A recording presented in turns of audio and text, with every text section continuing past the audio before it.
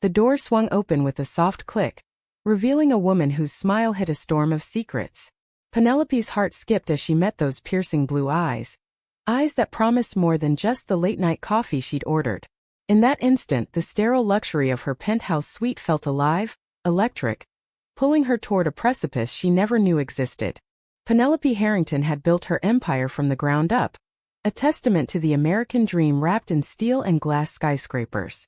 At 52, she was the CEO of Harrington Tech, a Silicon Valley giant that revolutionized data security for Fortune 500 companies.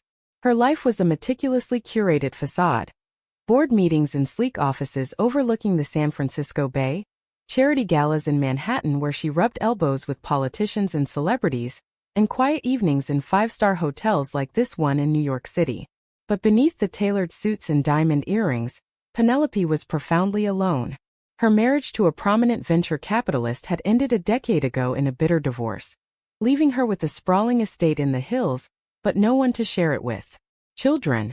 Never happened. Friends? Superficial at best. Love?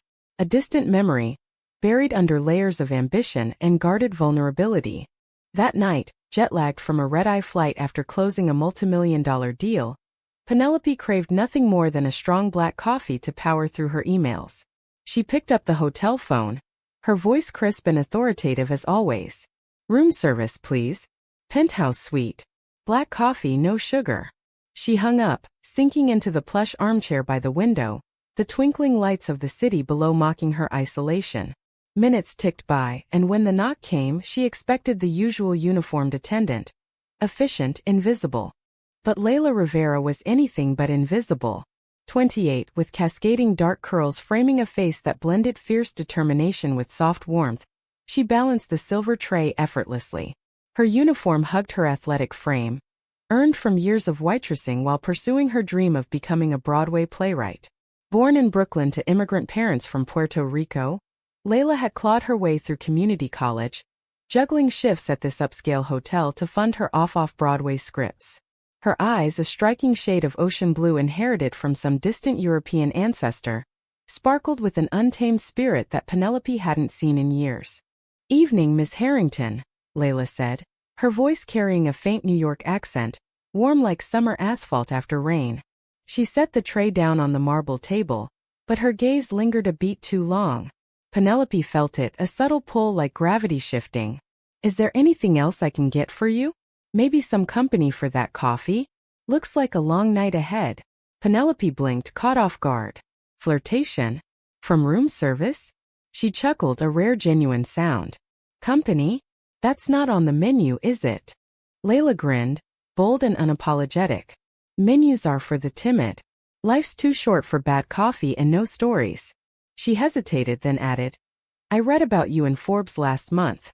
Tech queen conquering the world. What's your secret?" It was innocuous, but Penelope found herself opening up. They talked first about the deal, then about New York's hidden gems. Layla shared tales of rooftop bars in Queens where artists gathered, far from the tourist traps. Penelope laughed, really laughed, for the first time in months.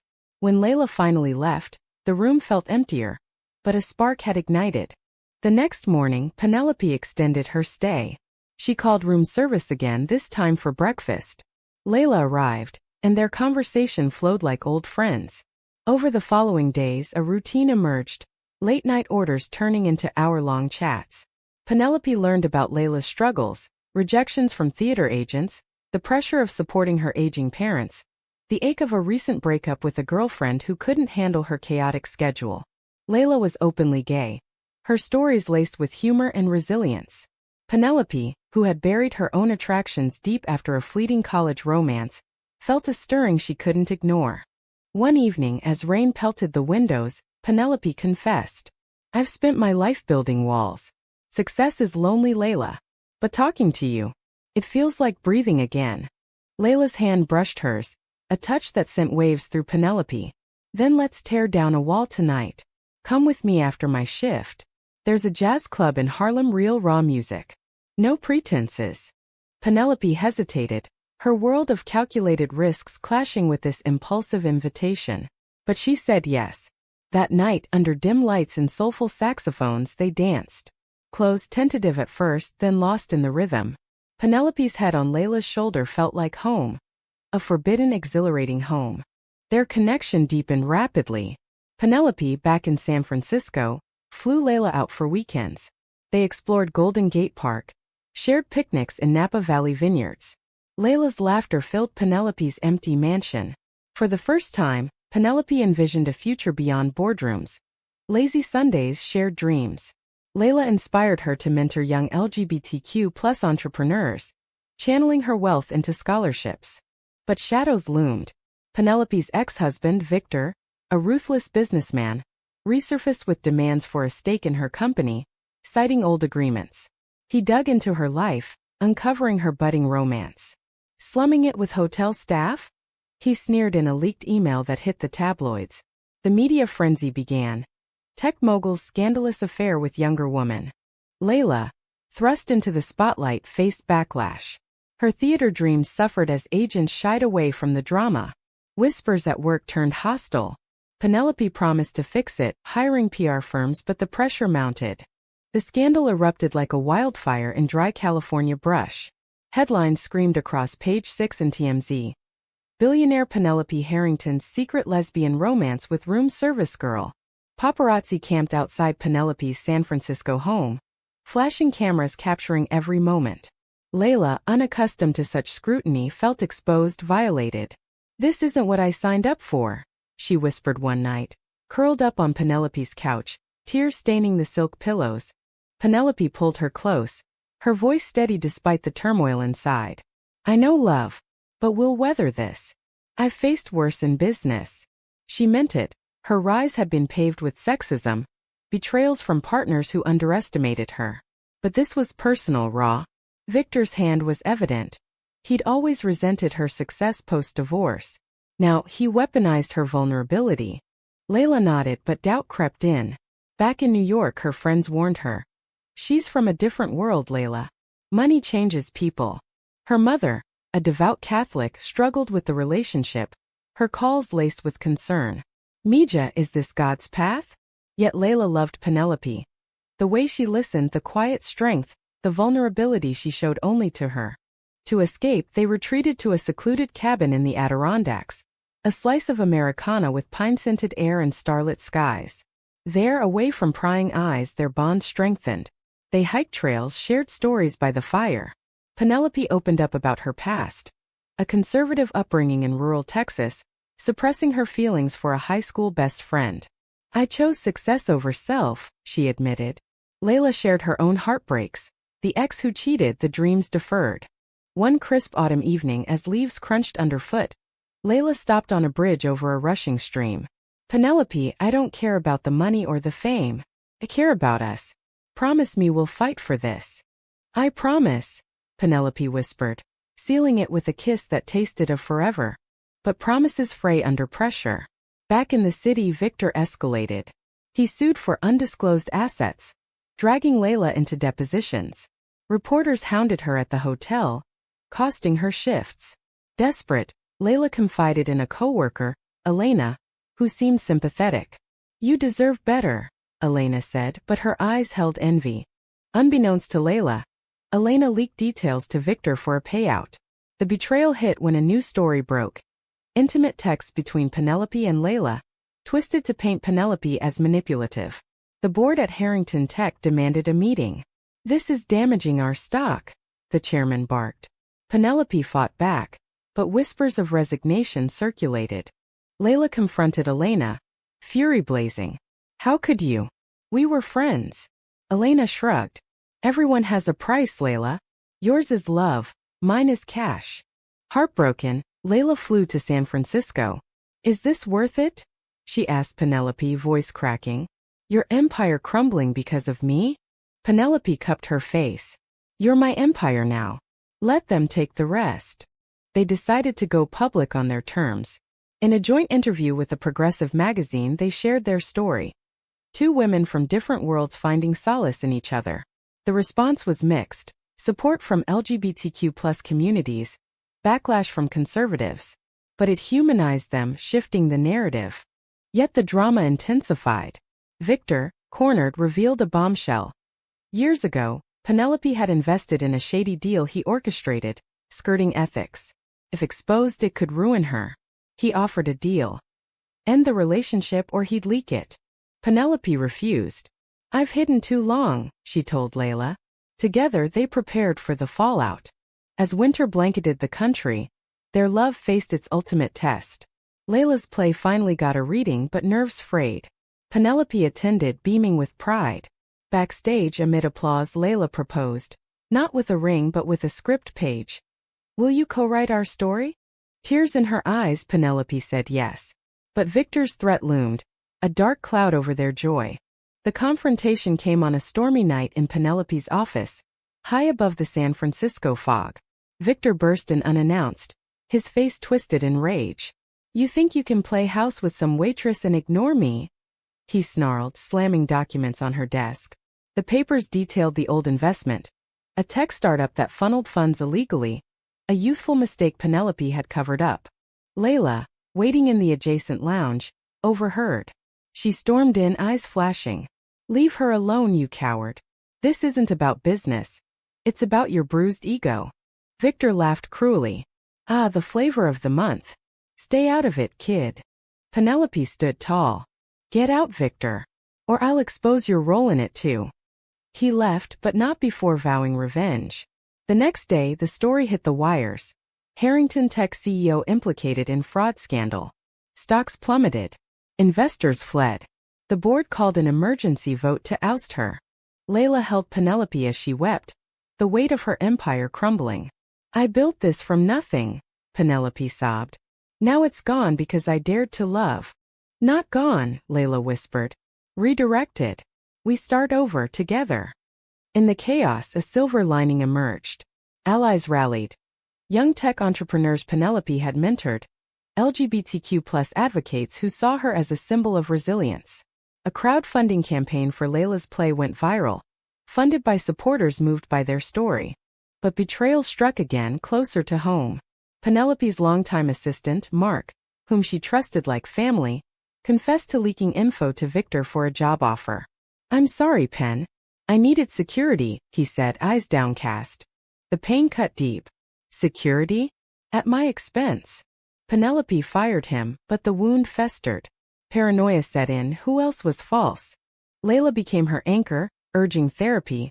Walks along the Embarcadero where sea lions barked and tourists snapped photos. America's about reinvention, Layla said. Look at us. A Texas tycoon and a Brooklyn dreamer. We redefine success. Slowly, Penelope stepped down as CEO, negotiating a graceful exit with a hefty severance. She funneled it into a new foundation. Empower Her, supporting women in tech and the arts, especially LGBTQ+ creators. Their relationship blossomed amid the ruins. Summers in the Hamptons, volunteering at Pride events in Chicago. Layla's play, Room Service Romance, debuted off-Broadway, a semi-autobiographical tale of love against odds. Critics raved. A poignant American love story, raw and real. Yet tension simmered. Victor's lawsuit dragged on, draining resources. One night, after a heated argument about finances, Layla stormed out. I feel like a kept woman, she yelled. Penelope chased her into the rain-slicked streets. You're my equal, Layla. Always. They reconciled under a street lamp, kisses mingling with tears. But seeds of doubt grew. Layla missed New York's energy, her independence. Penelope feared abandonment.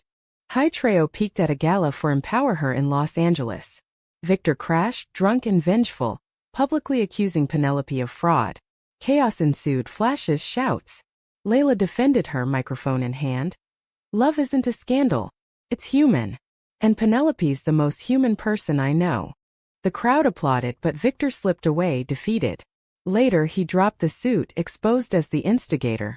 Relief washed over them. In a quiet moment on Malibu Beach, waves crashing, Penelope reflected. This love nearly destroyed me, but it saved me too.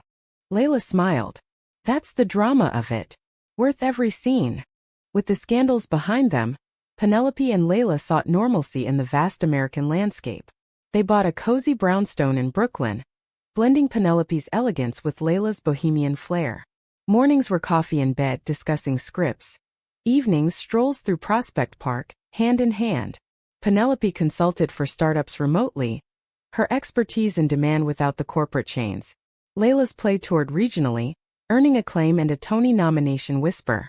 But life ever dramatic through curves. Layla's mother fell ill, requiring constant care. They moved her to a facility near their home, Penelope footing the bill without hesitation. Family is family, she said. Through hospital visits they bonded deeper, Layla teaching Penelope Spanish phrases, Penelope sharing Texas barbecue recipes. Yet a new conflict arose: children. Layla dreamed of adoption, inspired by her own upbringing. I want to give a kid what my parents gave me: love, roots. Penelope, scarred by her childless past, hesitated. At my age? What if I'm not enough? Arguments flared. Age is a number, Pen. Heart is what matters, Layla insisted. Penelope sought counsel from a therapist in Greenwich Village, unpacking fears of inadequacy. Slowly she warmed to the idea. They attended seminars, met with agencies. The process was grueling: background checks, home visits, but their commitment shone. Amid this, an old flame from Layla's past resurfaced. Sophia, her ex-girlfriend, now a successful director. Sophia offered Layla a collaboration on a new play, tempting with promises of stardom. We were magic together, Sophia texted, igniting jealousy in Penelope.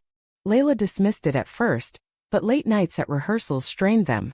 Penelope found messages, innocent but flirty. Is this betrayal? She confronted Layla. No. It's work, Layla shot back. You of all people know ambition. The fight escalated, words like daggers. Layla left for a hotel, echoing their first meeting. Penelope, alone in the brownstone, realized her insecurity stemmed from Victor's poison. She drove through the night, arriving at Layla's door with flowers. I trust you. Don't let my fears win. They reconciled, passion reignited. Layla cut ties with Sophia professionally, choosing integrity. The adoption agency called a match, a 5-year-old girl, Mia, from foster care in Ohio with bright eyes and a love for stories. They flew out, hearts pounding. Mia, shy at first, warmed to Layla's puppet shows and Penelope's tech gadgets. Bringing her home was transformative. Mia's laughter filled the house, bridging their worlds. Penelope read bedtime stories, Layla taught dance. Challenges came. Mia's nightmares from past trauma, but they faced them as a family. One evening, as Mia slept, Layla turned to Penelope. This is our happy ending, isn't it? Not ending, Penelope replied. Just the next chapter. But drama lingered subtly.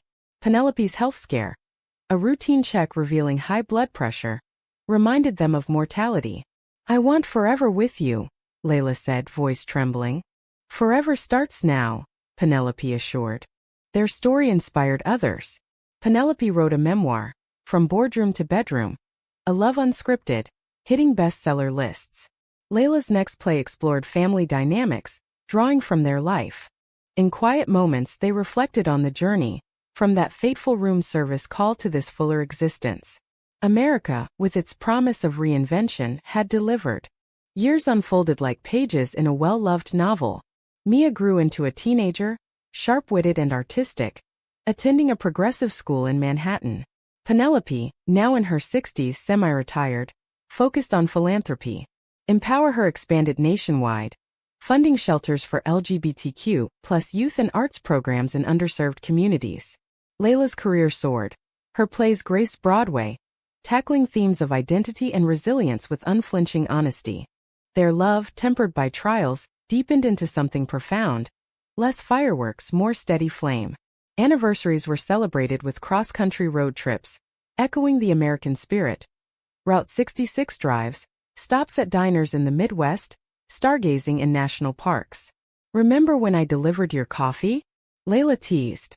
How could I forget? It was the best order of my life, Penelope replied, eyes twinkling. But life, ever the dramatist, delivered one final twist. Victor, battling terminal cancer, reached out for reconciliation. I was wrong, Pen. Envy blinded me. In a hospice in Florida they met.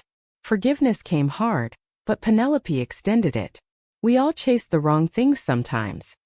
His death closed a chapter, freeing her fully. Mia's high school graduation was a pinnacle. On stage, she thanked her moms.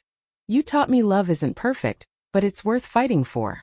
The audience, including their extended family, Layla's parents, now accepting, and Penelope's estranged siblings who had thawed, cheered. In the afterglow, Penelope and Layla walked Central Park, autumn leaves swirling. "We've had drama, betrayal, heartache," Penelope mused. "But look at us." Layla squeezed her hand. "Human, romantic, American. Our story." The end wasn't happily ever after in fairy tale gloss, but in real poignant humanity. They faced aging together. Penelope's arthritis, Layla's creative blocks, with grace. Mia went to college, but home was always Brooklyn. One quiet evening as snow fell outside, Penelope turned to Layla. "That room service call? It didn't just change my life. It gave me one." Layla smiled, pulling her close. "Ours." Their legacy lived on. In Mia's future. In the lives they touched through charity. In the stories Layla wrote. Love in all its messy glory triumphed. A testament to perseverance, empathy, and the redemptive power of connection. In the vast tapestry of American dreams, theirs was a thread of gold. Two women who ordered change and delivered hope.